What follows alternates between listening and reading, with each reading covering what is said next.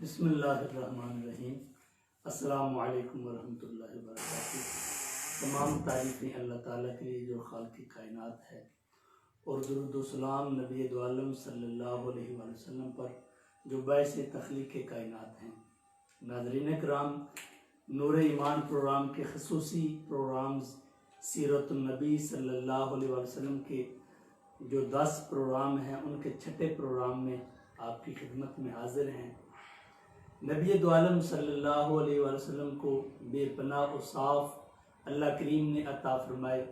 انہی میں سے ایک صفت کہ نبی کریم علیہ السلام کو اللہ تعالیٰ نے اعلیٰ اخلاق عطا فرمائے، اور جتنے بھی انبیاء کرام ہوتے ہیں ان کو اللہ تعالیٰ نے ان کی صورت کو بھی سونا بنایا ہوتا ہے اور سیرت کو بھی خوبصورت بنایا ہوتا ہے، اور نبی کریم صلی اللہ علیہ وآلہ وسلم کو اللہ کریم نے اتنے اعلیٰ اخلاق عطا فرمائے کہ قرآن کریم کے اندر ان کا ذکر فرمایا، اِنَّكَ لَعَلَىٰ خُلُقٍ عَظِيمٍ، کہ بے شک ہم نے آپ کو خلق عظیم عطا فرمائے۔ تو جس کی گواہی اللہ تعالیٰ دے رہا ہے اس کے کیا کہنے۔ اور نبی کریم صلی اللہ علیہ وآلہ وسلم دعا بھی مانگا کرتے تھے۔ جب آپ آئینہ دیکھا کرتے تھے تو آپ اللہ کی بارگاہ میں عرض کیا کرتے تھے، اے اللہ، جس طرح تو نے میری صورت کو خوبصورت بنایا ہے، اے اللہ سیرت کو بھی خوبصورت بنا۔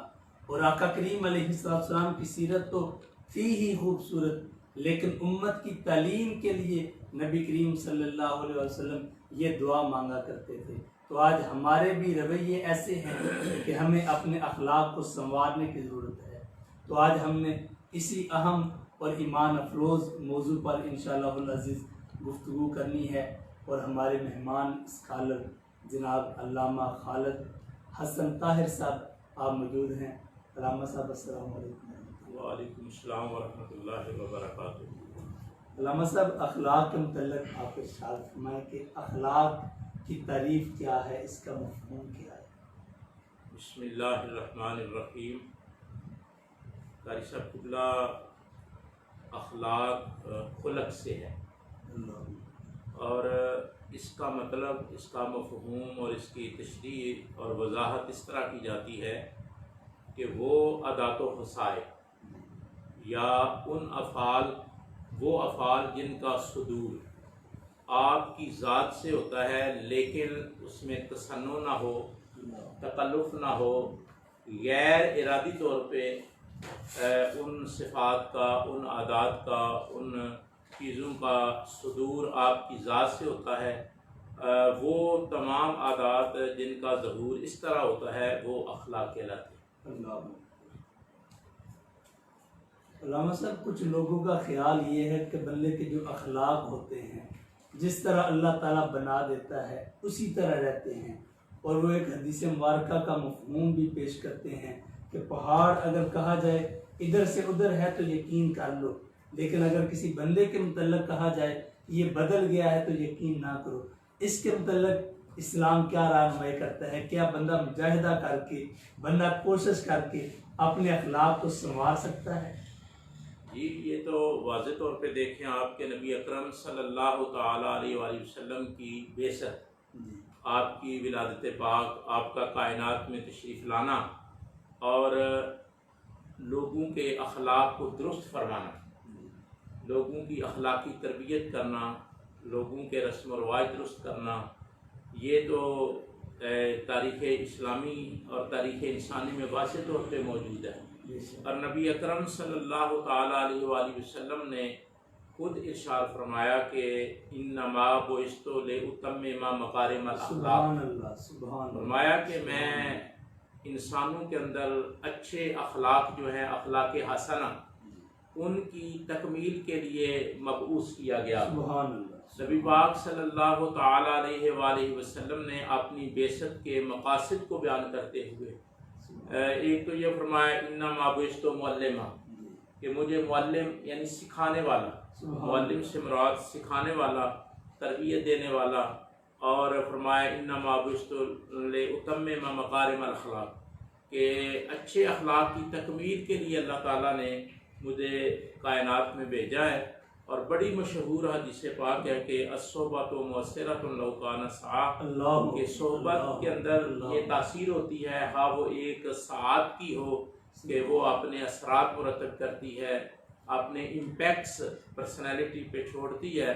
تو اس تناظر میں دیکھا جائے اور پھر قرآن مجید نے جو نبی اکرم صلی اللہ علیہ وآلہ وسلم کی بعثت کے مقاصد کو بیان کیا ہے وَيُزَكِّي ہیں کہ نبی اکرم صلی اللہ علیہ وآلہ وسلم کا ایک اس میں گرامی مزکی بھی ہے اور آپ تزکیہ فرماتے ہیں. تو ظاہر ہے وہ جو تزکیہ ہے اس کا تعلق انسان کے باطنی نظام سے ہے.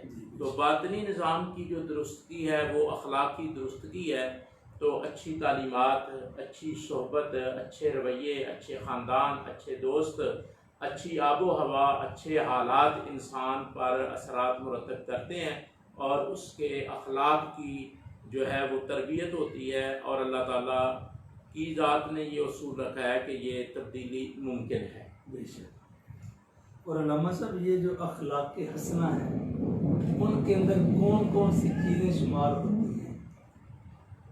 نبی اکرم صلی اللہ علیہ وآلہ وسلم نے ایک بار اخلاق حسنہ پر گفتگو فرمائی اور ان کی تعداد بھی بیان فرمائی. 360 یا 365 اخلاق حسنہ نبی اکرم صلی اللہ علیہ وآلہ وسلم نے ان کی تعداد کو بیان کیا. اور جو کتب ماہرین نفسیات نے مرتب کیے ہیں، یہ بڑی خوبصورت بات ہے کہ ماہرین نفسیات نے جو کتابیں مرتب کی ہیں اس میں نشو و نما اور انسان کی جبلت، انسان کی فطرت، ان کے بارے میں گفتگو کرتے ہوئے انہوں نے ایک فہرست مرتب کی ہے، ایک لمبی سیریز دی ہے اخلاقیات کی کہ یہ عادت یہ عادت یہ عادت انسان میں ہونی چاہیے. اتفاق کی بات ہے اور یہ حقیقت ہے کہ جتنی سیریز انہوں نے دی ہے، جو فہرست ماہرین نفسیات نے عادات و خصائل کی دی ہے، اخلاق کی دی ہے، اس کا جب باغور کتب کے اندر مطالعہ کیا جاتا ہے تو یہ بات اظہر من الشمس ہو جاتی ہے کہ وہ سارے اخلاق وہی ہیں، وہ ساری عادات وہی ہیں، وہ ساری چیزیں وہی ہیں جو محسن انسانیت پیغمبر اعظم ہادی برحق احمد مجتبیٰ جناب محمد مصطفیٰ صلی اللہ تعالیٰ علیہ وآلہ وسلم نے تعلیم فرمائی، ارشاد فرمائی اور جن کو گنوایا. اور بڑی یہ پیاری بات ہے کہ جب ان کو گنوایا جا رہا تھا تو حضرت سیدنا صدیق اکبر رضی اللہ تعالیٰ عنہ نے عرض کی یا رسول اللہ علیہ وسلم ان اچھی اوصاف میں سے، اخلاقیات میں سے مجھ میں. تو سرکار دو عالم صلی اللہ علیہ وسلم نے فرمایا ابو بکر وہ ساری اخلاقیات کی عادات جو ہیں وہ خصائل جو ہیں وہ تمہارے اندر. سبحان اللہ سبحان اللہ. جی ناظرین کرام، یہ ہے مقام مرتبہ افضل الخلق بعد الانبیاء بالتحقیق سیدنا صدیق اکبر رضی اللہ تعالیٰ عنہ کا. تو آپ کے اندر وہ تمام اخلاق موجود تھے. خاص جو آقا کریم صلی اللہ علیہ وسلم کے اخلاق ہیں ان کے متعلق رہنمائی فرمائیں. آپ کے اخلاق عالیہ کیسے تھے؟ قاری صاحب قبلہ، اللہ تعالیٰ نے قرآن مجید میں 10 چیزوں کو عظیم کہا ہے. اللہ کبھی آپ نے بغور مطالعہ کیا ہو یا جو احباب قرآن مجید کو تدبر سے اور تعقل کی دنیا میں اتر کر مطالعہ کرتے ہیں، انہیں یہ چیز نظر آئے گی کہ قرآن مجید میں اللہ تعالیٰ نے 10 چیزوں کو خود عظیم کہا ہے. اللہ. ان میں سے میں مثال عرض کرتا ہوں کہ ان میں سے ایک شرک کو عظیم کہا. فرمایا ان شرک لظلم عظیم، کہ شرک جو ہے یہ ظلم عظیم ہے.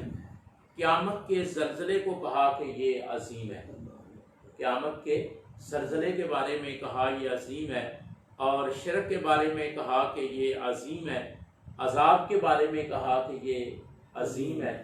تو ایک چیز ان 10 میں سے نبی اکرم صلی اللہ علیہ وآلہ وسلم کا اخلاق حسنہ ہے. فرمایا وَإِنَّكَ لَعَلَىٰ خُلُقٍ عَظِيمٍ، اے میرے محبوب مکرم، اے نبی محتشم، ہم نے آپ کو اخلاق حسنہ کا جو سب سے اعلیٰ درجہ ہے، جو ٹاپ پر درجہ ہے، سپیریئر درجہ ہے، اے پاک پیغمبر، ہم نے اس پر آپ کو فائز کر دیا ہے. اب کوئی انگلی آپ کی سیرت پر نہیں اٹھ سکتی، اور جو بھی آپ کو دیکھے گا صادق کہے گا، امین کہے گا، اور بااخلاق کہے گا، با حیا کہے گا، با خوبصورت سیرت کا حامل کہے گا. اس لیے کہ اخلاق کا جو آخری پیک پوائنٹ کا درجہ ہے وہ ہم نے، اللہ فرماتا ہے، اپنے رسول محتشم کو، نبی مکرم کو عطا فرما دیا. فرمایا وَإِنَّهَا لَعَلَىٰ خُلُقٍ عَظِيمٍ، کہ اخلاق کے اعلیٰ ترین درجے پر جو ہستی فائز ہے اس کا نام نامی اسم گرامی محمد صلی اللہ تعالیٰ علیہ وآلہ وسلم ہے۔ سبحان اللہ۔ اور نبی دو عالم صلی اللہ علیہ وسلم اپنے غلاموں اور اپنے خادموں، اپنی ازواج مطہرات کے ساتھ ایسا سلوک پیش کیا کرتے تھے کہ ہمیں تاریخ کے اندر اس کی مثال نہیں ملتی۔ ام المؤمنین حضرت عائشہ صدیقہ رضی اللہ تعالی عنہا بیان فرماتی ہیں کہ آقا کریم صلی اللہ علیہ وسلم کو کوئی بھی بلاتا تھا، چاہے کوئی چھوٹا ہوتا تھا یا بڑا ہوتا تھا، نبی کریم علیہ السلام اس کے جواب کے اندر لبیک فرمایا کرتے تھے۔ سبحان اللہ۔ تو یہ آقا کریم صلی اللہ علیہ وسلم کے حسن اخلاق ہیں، اور آپ کے اخلاق سے متاثر ہو کر، آپ کے اخلاق کو دیکھ کر پوری دنیا کے اندر صرف 23 سال کے عرصہ کے اندر عظیم انقلاب برپا ہوتا ہے، اور وہ لوگ جو شرک و کفر کے اندھیرے میں تھے وہ اسلام کے جو قوانین ہیں ان کو اپنا لیتے ہیں اور توحید کو سینے کے ساتھ لگا لیتے ہیں۔ علامہ صاحب، آپ کا غلاموں کے ساتھ کیسا رویہ تھا؟ اس بات کا اندازہ آپ دو چیزوں سے لگا سکتے ہیں۔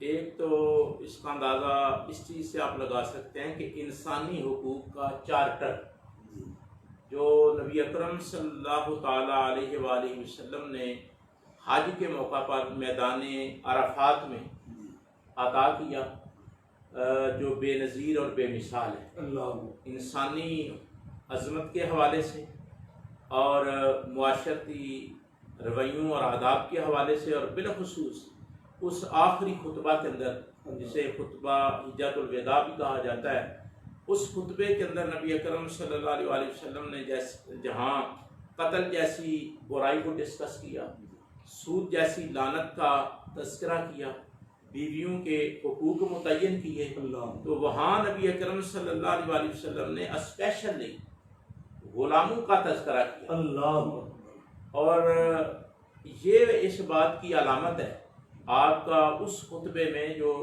حج کے موقع پر خطبہ تھا، اللہ، اس خطبے میں غلاموں کا ذکر کرنا اور یہ ارشاد فرمانا کہ جو خود کھاتے ہو ان کو کھلاؤ، اللہ، جو خود پہنتے ہو سبحان اللہ، ان کو پہناؤ، سبحان ان کی عزت نفس کا خیال رکھو۔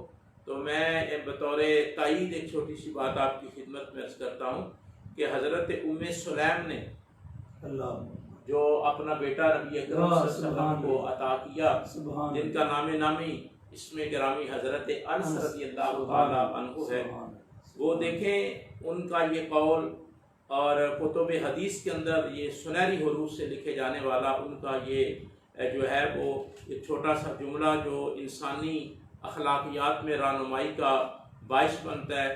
وہ فرماتے ہیں کہ میں 10 سال رسول اکرم صلی اللہ علیہ وسلم کی خدمت میں رہا ہوں، اور قبلہ قاری صاحب 8 سال کے وہ تھے جب رسول اللہ صلی اللہ علیہ وآلہ وسلم کے حوالے کیے گئے، اللہ، اور 18 سال کے تھے جب رسول اللہ صلی اللہ علیہ وسلم نے انہیں واپس کیا۔ اللہ، تو وہ کہتے ہیں کہ 10 سال کے اندر ایک دن بھی نبی اکرم صلی اللہ علیہ وآلہ وسلم نے مجھے اف تک نہیں کہا۔ اللہ، اور بڑی ایک خوبصورت بات ہے، جب آپ سے پوچھا گیا، صحابہ کرام آپ سے پوچھتے کہ اتنی دیر آپ کو صحبت رسول صلی اللہ علیہ وآلہ وسلم میسر رہی ہے، تو آپ کوئی حسین بات، کوئی تذکرہ، کوئی ایسی بات بتائیں جس سے ایمان تازہ، تو 2 باتیں وہ فرمایا کرتے تھے۔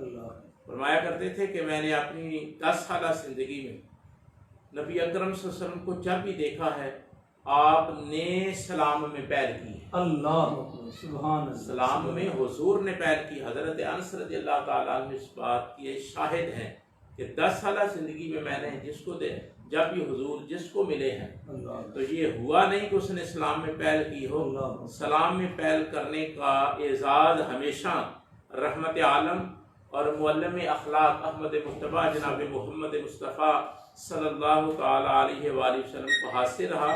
دوسری بات وہ یہ ارشاد فرماتے ہیں کہ صاحب ضرور فرماتے ہیں جو سلام میں پہل کرتا ہے وہ اس میں تکبر نہیں ہوتا، اس میں غرور نہیں ہوتا۔ بڑی مشہور حدیث پاک ہے، فرمایا اسلموا کیا تعالو، سلام کہا کرو اللہ تمہیں بلندیاں عطا فرمائے۔ سبحان اللہ، سبحان اللہ، سلام کہو اللہ تمہیں بلندیاں عطا فرما۔ حضرت انس کی دوسری بات جو میں عرض کرنا چاہتا ہوں اور بطور پیغام اور اپنے ناظرین کو سامعین کو یہ عرض کرنا چاہتا ہوں کہ ایک دن نبی اکرم صلی اللہ علیہ وسلم نے حضرت انس کو، جو آپ کی غلامی میں تھے، خدمتگار تھے، ان کی والدہ نے حضور کی خدمت کے لیے وقت دیا تھا، دین کی خدمت کے لیے، تو وہ کھیل رہے تھے، بچوں کے ہمراہ کھیل رہے تھے، تو حضور اکرم صلی اللہ علیہ وسلم تشریف لے گئے، تو سرکار دو عالم صلی اللہ علیہ وسلم نے کسی کام کا تذکرہ کیا کہ یہ کام کر کے ہو، تو وہ بچپنا تھا، معصومیت کا عالم تھا، تو میچورٹی نہیں تھی، وہ طفلانہ سین، تو کہا میں کھیل رہا، میں کھیل رہا ہوں، تو سرکار دو عالم صلی اللہ علیہ وسلم چلے گئے۔ جب حضور انور صلی اللہ علیہ وسلم تشریف لے گئے تو حضرت انس کو خیال آیا، اتنے مہربان، اتنے شفیع، اتنی محبتیں عطا کرنے والے، اتنا خیال رکھنے والے، میری پرورش کرنے والے، میری زندگی کی نوک حیات سنوارنے والے، انداز حیات جو ہے وہ سنوارنے والے، تو حضرت انس دوڑ لگا کر اس کام کے لیے چلے گئے۔ تو جب نبی اکرم صلی اللہ علیہ وسلم سیدھے راستے سے وہاں پہنچے تو حضرت انس رضی اللہ تعالیٰ عنہ کو دیکھا کہ وہ کام کے لیے موجود تھے، تو سرکار نے فرمایا کہ نے تو کہا تھا میں نے کھیلنا ہے، تو عرض کی یا رسول اللہ صلی اللہ علیہ وسلم بس وہ میں نے بے تکلفی میں کہہ دیا، اپنے بچپنے کی وجہ سے کہہ دیا، پھر مجھے خیال آیا تو میں کام کے لیے حاضر ہو گیا۔ حضور نے فرمایا کوئی بات نہیں، تم کھیلتے رہتے، تمہارا حق بنتا ہے، تمہارا استحقاق ہے، تم کھیلتے۔ اس سے یہ پیغام بھی جاتا ہے کہ بچوں کے جو حقوق ہیں جو شریعت نے متعین کیے ہیں اور جو ضابطے اور جو رعایت شریعت نے دی ہے بچوں کو، وہ دی جانی چاہیے۔ حضور اس کام کے لیے خود بھی تشریف لے گئے۔ یہ چیزیں آپ کے حسن اخلاق کی مظہر ہیں اور یہ علامت ہے اس بات کی کہ آپ نے حضرت زید کو آزاد کیا، حضرت زید بن حارثہ، اور آپ کے حسن سلوک اور غلاموں کے ساتھ سلوک کا یہ کمال اور یہ اظہار اس وقت دیکھنے میں نہیں آتا جب آپ کے والد گرامی اور چچا جان لینے کے لیے آتے ہیں، تو آپ اپنے آباء و اجداد کو نظر انداز کر کے نبی اکرم صلی اللہ علیہ وسلم کی بارگاہ میں رہنا پسند کرتے ہیں، اور یہ اس بات کی دلیل ہے کہ وہ حضور کے اخلاق سے، حضور کی ڈیلنگ سے، حضور کی سیرت سے، حضور کے رویوں سے، حضور کے کردار کے حسن سے اتنے متاثر ہو چکے تھے کہ والد کو جو ہے وہ اس کے ساتھ جانا گوارا نہیں، چچا کے ساتھ جانا گوارا نہیں، صحبت رسول میں رہنا پسند کیا۔ واہ سبحان اللہ۔ جی ناظرین، یہ نبی دو عالم صلی اللہ علیہ وسلم کا اس وقت کے اخلاق ہیں جب غلاموں کو بالکل انسان بھی نہیں سمجھا جاتا تھا، منڈیوں کے اندر ان کا باؤ لگتا تھا، ان کو بیچا جاتا تھا، ان کو خریدا جاتا تھا، ان کو ایک جانوروں سا ان کے ساتھ سلوک کیا جاتا تھا، لیکن نبی کریم صلی اللہ علیہ وسلم نے ان کے ساتھ اعلیٰ سلوک پیش کیا، اور حضرت انس رضی اللہ تعالیٰ عنہ کا ذکر خیر ہوا۔ آپ وہ عظیم ہستی ہیں جن کو خادم رسول کا لقب ملا۔ سبحان اللہ۔ ویسے تو سارے نبی پاک کے خادم تھے صحابہ، لیکن بالخصوص آپ کو نبی دو عالم صلی اللہ علیہ وسلم کی خدمت کرنے کا موقع ملا، اور نبی پاک اتنا زیادہ آپ سے پیار کرتے تھے، بعض اوقات آپ کو انیس کہہ کر بھی پکارا کرتے تھے، اور حدیث مبارکہ میں آتا ہے بعض اوقات ایسا ہوتا گھر کے اندر کوئی برتن ٹوٹ جایا کرتا تھا، تو جو خواتین ہوتی ہیں ان کو برتنوں کے ساتھ بھی پیار ہوتا ہے، تو جو گھر کی خواتین تھیں وہ کچھ کہنے لگتی تو نبی دو عالم صلی اللہ علیہ وسلم فرماتے میرے انس کو کچھ نہ کہو، اس برتن کی عمر ہی اتنی تھی۔ تو یہ نبی کریم صلی اللہ علیہ وسلم کے اعلیٰ اخلاق تھے۔ ناظرین کرام میں سے محمد اشفاق صاحب ہمیں لائیو دیکھ رہے ہیں، وقار بلال صاحب ماشاءاللہ، حافظ ظفر چوہان صاحب آپ کو سلام عرض کر رہے ہیں شاریہ سے، قاری اشتیاق احمد قادری صاحب وعلیکم السلام ورحمۃ اللہ، راشد حسین صاحب، اور ہمارے مدرسہ خادم القرآن کے محتمم علامہ محمد یوسف صاحب بیرون ملک سے ہمیں دیکھ رہے ہیں۔ اس کے علاوہ اور جتنے ناظرین اکرام ہیں، یہ تو وہ شو ہوتے ہیں جو کمنٹ کرتے ہیں، اور جتنے احباب ہیں تمام کے لیے ہماری دعائیں، ہماری التجائیں موجود ہیں۔ علامہ صاحب آج کل ایک یہ بھی مسئلہ ہے، کچھ لوگ بڑے سیریس رہنے کی کوشش کرتے ہیں، کبھی ان کے چہرے پر مسکراہٹ نہیں آتی، ہنسی نہیں آتی۔ نبی دو عالم صلی اللہ علیہ وسلم کی جو سیرت ہے اس میں ہمارے لیے کیا رہنمائی ہے؟ قاری صاحب قبلہ، نبی اکرم صلی اللہ علیہ وآلہ وسلم سے پڑھ کر متانے کا مالک کوئی نہیں ہو سکتا، بے شک خلیق کوئی نہیں ہو سکتا، اللہ، اور نبی اکرم صلی اللہ علیہ وآلہ وسلم سے بڑھ کر سنجیدہ کون ہو سکتا ہے؟ اللہ، لیکن نبی اکرم صلی اللہ علیہ وآلہ وسلم نے اپنی حیات مبارکہ میں اور اپنی عملی زندگی میں اس طرح کا رویہ رکھا ہوا تھا کہ لوگ آپ کے قریب ہوتے تھے، اللہ، اور انتہائی سادگی سے اور بے تکلفی سے لوگ نبی اکرم صلی اللہ علیہ وسلم سے بات کر لیتے تھے، سوال پوچھ لیتے تھے، اپنا معرف ضمیر ظاہر کر لیتے تھے، اور نبی اکرم صلی اللہ علیہ وآلہ وسلم نے ماحول کے اندر کبھی سنجیدگی کو بیس بنا کر گھٹن پیدا نہیں کی، ماحول کو سفوکیٹ نہیں کیا، بلکہ ہلکا پھلکا رکھا، آسانی رکھی۔ اور بڑی مشہور بات ہے، نبی اکرم صلی اللہ علیہ وآلہ وسلم نے فرمایا لوگوں کے اندر خوشیاں تقسیم کریں، تنگیوں سے گریز کریں، نفرتوں سے گریز کریں، محبتیں تقسیم کریں، آسانیاں تقسیم کریں، بشارتیں تقسیم کریں، اور لوگوں کے دل جو ہیں وہ آپ خوش کیا کریں۔ تو یہی وجہ ہے کہ کتب احادیث میں اور کتب سیر میں نبی اکرم صلی اللہ علیہ وسلم کی گفتگو سے، آپ کے واقعات سے اور آپ کے معاملات سے یہ بات ظاہر ہوتی ہے کہ نبی اکرم صلی اللہ علیہ وآلہ وسلم اپنے حلقہ احباب سے موقع کی مناسبت سے مزاح بھی فرمایا کرتے ہیں۔ واہ واہ واہ، سبحان اللہ۔ اور بیسیکلی جس بات کو سمجھنے کی ضرورت ہے وہ یہ ہے کہ آدمی کو یہ علم ہو کہ مزاح اور مزاح میں کیا فرق ہے۔ جب اس کو ڈیفائن کر لیا جائے گا، ڈٹرمائن کر لیا جائے گا، متعین کر لیا جائے گا کہ مزاح کیا ہوتا ہے اور مزاح کیا ہوتا ہے، تو پھر آپ آسانی سے یہ محسوس کریں گے کہ نبی اکرم صلی اللہ علیہ وآلہ وسلم نے انسانیت کو آسانیاں دینے کے لیے، ان کے غموں کو راحت میں تبدیل کرنے کے لیے، اور ان کے غم دور کرنے کے لیے، اور ماحول کے اندر شائستگی اور شگفتگی پیدا کرنے کے لیے سرکار دو عالم صلی اللہ علیہ وآلہ وسلم نے اپنی حیات مبارکہ میں مزاح بھی فرمایا۔ اور عربی زبان میں آپ چونکہ عربی کے استاد ہیں، مجھے بھی یہ سعادت حاصل ہے، تو عربی زبان میں یہ بڑا خوبصورت جو ہے یہ ایک محاورہ اور مقولہ معروف ہے کہ المزاح فی الکلام کالملح فی الطعام، کہ مزاح جو ہوتا ہے وہ کلام کا حسن ہوتا ہے۔ نبی اکرم صلی اللہ علیہ وآلہ وسلم نے اپنی زندگی میں مزاح کا استعمال کیا ہے۔ وہ بڑی مشہور بات ہے، نبی اکرم صلی اللہ علیہ وآلہ وسلم نے ایک ضعیفہ سے فرمایا کہ کوئی بڑھیا جنت میں نہیں جائے گی۔ اللہ، تو وہ بڑی حیران ہوئی کہ میں تو رحمت عالم سے وابستہ ہوں، میں آپ کی نوکری چاکری کرتی ہوں، آپ گزاری کرتی ہوں، آپ سے محبت کرتی ہوں، آپ جو فرماتے ہیں بجا لاتی ہوں، اور آپ فرما رہے ہیں کہ کوئی ضعیفہ، کوئی بڑھیا جنت میں نہیں جائے گی۔ تو نبی اکرم صلی اللہ علیہ وسلم نے اس کے چہرے پہ جب ملال دیکھا، اس کی کیفیات کا ادراک کیا، اس کے احساسات کو پڑھا، اس کی حدیث دل پڑھی،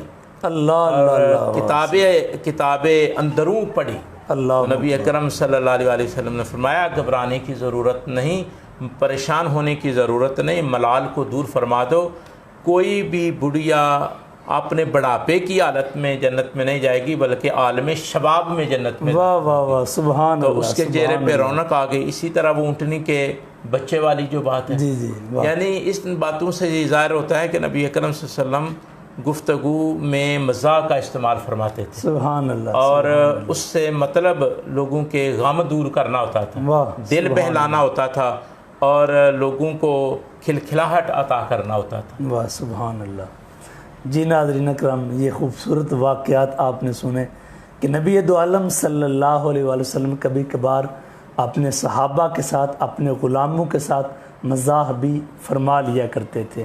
اور ام المؤمنین حضرت عائشہ صدیقہ رضی اللہ تعالی عنہا سے پوچھا گیا کہ حضور کے اخلاق کیسے تھے؟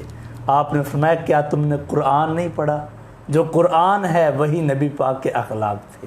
تو یعنی کہ قرآن کریم کے اندر جو کچھ اللہ کریم نے بیان فرمایا وہ ہمارے حضور کے اخلاق کریم ماننا تھے۔ اور ایک حدیث مبارکہ میں آپ کے اخلاق کو اس طرح بیان کیا گیا کہ مدینہ پاک کے اندر مدینہ پاک کے لوگوں کا یہ طریقہ کار تھا کہ وہ اپنے غلاموں، اپنے خادموں، اپنے بچوں کو فجر کی نماز کے وقت برتن دے کر بھیجا کرتے تھے۔ ان برتنوں کے اندر پانی ہوا کرتا تھا، وہ مسجد کے باہر کھڑے رہتے۔ آقا کریم صلی اللہ علیہ وسلم نماز پڑھ کے جب تشریف لاتے تو نبی پاک اپنا دست مبارک اس میں ڈبویا کرتے تھے، بے شک، اور وہ جا کر پانی پلایا کرتے تھے۔ اللہ کریم بیماروں کو شفائے کاملہ عاجلہ عطا فرمایا کرتا تھا۔ لیکن بعض اوقات سردیوں کا موسم ہوتا، سخت سردی ہوتی اور پانی بھی بڑا ٹھنڈا ہوتا، لیکن نبی پاک کے اخلاق اتنے اعلیٰ تھے، کبھی نبی پاک نے ان کو بھی نہیں جھٹکا، بلکہ علیحدہ علیحدہ سب کے پانی کے اندر نبی دو عالم صلی اللہ علیہ وسلم اپنے دست مبارک کو ڈبو کر اس پانی کو برکت والا فرما دیا کرتے تھے۔ قبلہ اس کے علاوہ اخلاق کے متعلق اور ہمارے معاشرے کے اندر جو رسم و رواج ہیں، جو طریقہ کار ہے، ہمیں کیسے رہنمائی ملتی ہے؟ قاری صاحب قبلہ نبی اکرم صلی اللہ تعالیٰ علیہ وآلہ وسلم کی بڑی مشہور اور معروف حدیث پاک ہے۔ سرکار نے فرمایا کہ قیامت کے دن میرے سب سے زیادہ قریب وہ ہوگا جس کے اخلاق اچھے ہوں گے۔ اللہ اکبر، اللہ اکبر، دو باتیں فرمائیں، سبحان اللہ، سبحان اللہ۔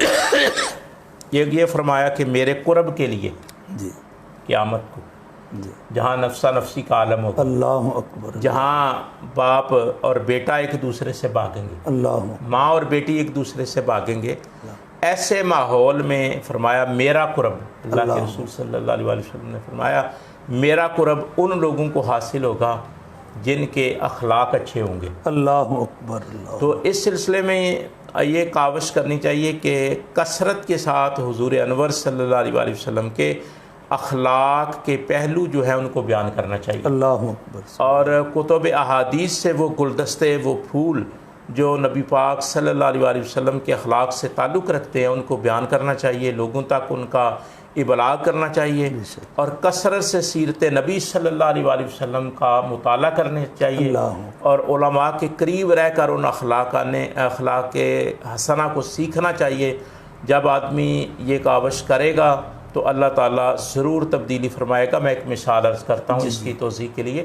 مولانا روم رحمۃ اللہ تعالیٰ علیہ صاحب مثنوی، اللہ اکبر، سبحان مولانا اللہ، روم جلال الدین رومی رحمۃ اللہ تعالیٰ سبحان علیہ، اللہ، سبحان اللہ، آپ ایک دفعہ گزر رہے تھے اللہ، اور گزرتے ہوئے کچھ بچے کھیلتے ہوئے آپ کو نظر آئے، اللہ تو اکبر، آپ نے تمام بچوں کو سلام کہا، اللہ، ہر بچے کو سلام کیا، ہر بچے کے ساتھ مصافحہ کیا۔